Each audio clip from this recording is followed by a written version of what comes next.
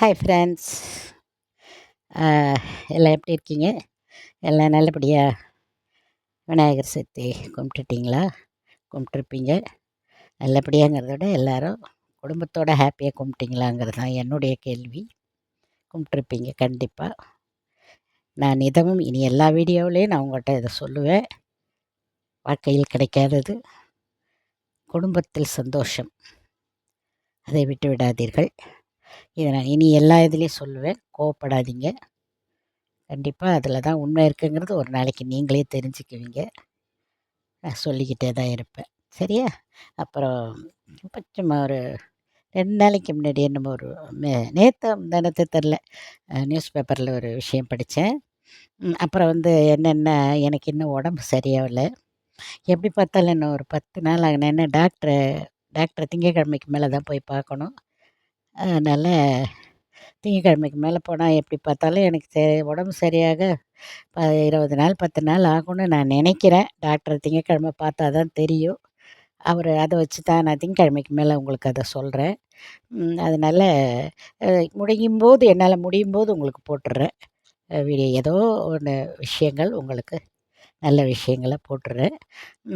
Suppose அப்படி இது இல்லைன்னா நான் ஆஸ்பத்திரி அலைஞ்சிட்ருக்கேன்னு நினச்சிக்கோங்க. ஓகே, கண்டினியூ பண்ணுவேன் நான்.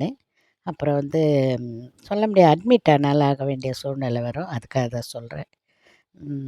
அப்புறம் என்ன விஷயன்னா, ஒரு நியூஸ் பேப்பரில் ஒரு விஷயம் பார்த்தேன் 2 நாளைக்கு முன்னாடி. என்னென்னா, விஜயவாடாவில் கணவனுக்கு உடம்பு சரியில்லைன்னு ஆம்புலன்ஸை கூப்பிட்டு அதில் ஏற்றி ஆஸ்பத்திரி கொண்டு போகிறாங்களாம். விஜயவாடாவில் நடந்தது இது. அந்த ஆம்புலன்ஸில் இந்த ட்ரீட்மெண்ட் பண்ணுறதுக்கு இருப்பான் பார்த்தீங்களா ஒருத்தன், எப்போவுமே ஒருத்தன் இருப்பான் இல்லையா, அவன் அந்த பொண்ணை ரேப் பண்ணிட்டானான், பாலியல் பலாத்காரம் பண்ணிட்டானான். இதை எங்கே போய் சொல்ல? கடுப்பாக வர்றதா?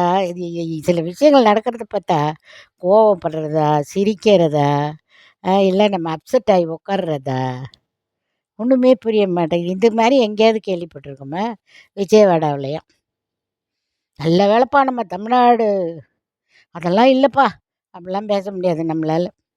நம்ம தமிழ்நாடு அதை விட மோசமாக இருக்குது. 7 வயசு குழந்தைலாம் 10 பேர் கற்பழித்தான். 3 வயசு பிள்ளைய 5 பேர் கற்பழித்தான். வாயை திறந்தே நம்மளால் பேச முடியாது. நம்ம கௌரவம் அப்படின்லாம் பேச முடியாது. எல்லாம் ஈக்குவலாக இருக்காங்க. சரியா? நாட்டில் இன்றைக்கி நல்லது நடக்குதா அப்படின்னு கேட்டால் இல்லை, அராஜகம்தான் நடக்குது. இதை சொல்ல தான் உங்களுக்கு நான் இந்த வீடியோவுக்கு இன்றைக்கி வந்தேன். நல்லதெல்லாம் எதுவும் நிறைய நடக்கிற மாதிரிலாம் தெரிலங்க.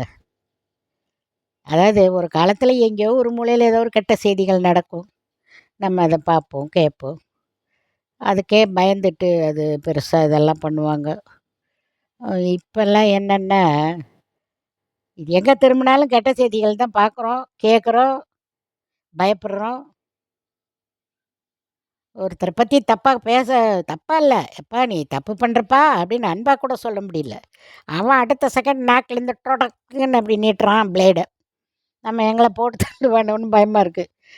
அந்த மாதிரி ஒரு பொதுவான கருத்துக்கள், நல்ல விஷயங்களை கூட நம்ம நேரில் பப்ளிக்கில் வயசு பிள்ளைங்களை பார்த்தா, ஒரு 12 13 வயசு பிள்ளைங்க, சில பிள்ளைங்க எல்லாரையுமே நான் அப்படி சொல்லலை, ஒரு சில. ஆனால் இது அதிகமாகிட்டுங்கிறத நான் கன்ஃபார்மாக சொல்கிறேன். எல்லா குழந்தைங்களும் இல்லை, என்ன தான் பெற்றவங்க குழந்தைங்கள பொத்தி பொத்தி பொத்தி பொத்தி வச்சாலும் ஒரு ஸ்கூலுன்னு ஒன்று போய் சேர்றாங்க. அந்த ஸ்கூலில் தான் அவங்களுடைய அனைத்தும். முன்னாடி ஸ்கூலுக்கு அனுப்புகிறதையே நல்ல விஷயங்களை கற்றுக்கணும் பிள்ளைங்கிறது தான்.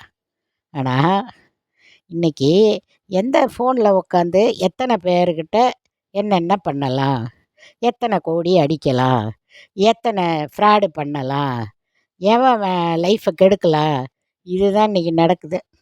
ஏன்னா இதுக்கு பேர் முன்னேற்றம். ஆனால் எல்லாம் அதிகம் இருக்குது எங்கேயோ ஒரு சிலர்கள், எல்லாருமே கொஞ்சம் தெளிவானவங்க, அதை கவனமாக தான் இருக்காங்க. ஆனால் ஒரு சிலர் அதிகமாக நம்ம பார்க்குறது இந்த விஷயங்களாக தான் இருக்குது. அதனால் எவ்வளோ தான் ஒரு பேரண்ட்ஸ் பின்னாடி ஓட முடியும் இல்லைங்களா? எல்லாத்துக்கும் ஒரு ஒரு ஒரு எல்லையை தாண்டறதுக்குன்னு ஒரு முடியாது. அதுக்கு மேலே நம்மளால் நம்ம மனசு நினச்சாலும் அந்த வரைமுறைகள் அதை தாண்ட விடாது. அப்படித்தான் இருக்குது இப்போ பேரண்ட்ஸோட பொசிஷன்லாம். முன்னாடியெல்லாம் ஸ்கூல்களில் பேரண்ட்ஸ் டேன்னா ஸ்கூலில் பேரண்ட்ஸ் பையன் வந்து கூப்பிட்டு உட்கார வைப்பாங்க. உட்காந்து உங்கள் பையன் இப்படி பண்ணுறான், உங்கள் பொண்ணு இப்படி பண்ணுது, உங்கள் பிள்ளைங்க குழந்தையிலேருந்தே இருக்கும் அது. உங்கள் பிள்ளைய இப்படி படிக்க சொல்லுங்கள், கையெழுத்து சரியில்லை, வீட்டில் இப்படியெல்லாம் நிறைய கம்ப்ளைண்ட் பண்ணுவாங்க. பெற்றவங்க அதை கொண்டாந்து வீட்டில் பிள்ளைங்கள கவனிப்பாங்க. இன்றைக்கி ஸ்கூலுக்குள்ளேயே பிள்ளைங்கள பெற்றவங்கள நுழைய விட மாட்டேங்கிறாங்களே, பார்த்துருக்கீங்களா? என் பேத்தி முடிச்சுட்டு காலேஜ் போயிட்டா. ஆனால் அந்த ஸ்கூல் எப்படி இருக்குன்னு கூட எனக்கு தெரியாது. உள்ளே விட மாட்டேங்கிறாங்க. அது ஏதாவது நான் ஸ்கூல் பேர் சொல்ல விரும்பல. ஏதோ ஒரு ஃபங்க்ஷன் அப்படின்னா வருஷத்துக்கு ஒரு தடவை 2 டிக்கெட் தராங்களாம். அதில் வந்து பேரண்ட்ஸ் மட்டும்தான் போகணும். பேரண்ட்ஸ் மட்டும்தான்.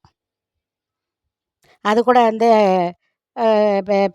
என்னோட பையன் வந்து வெளியூரில் இருந்ததுனால அந்த அவரோட போஸ்டிங்க்கே நான் போனேன். அது கூட என்ன, அந்த ஹாலை பார்த்துட்டு அப்படியே நேரா வந்துட்டோம்.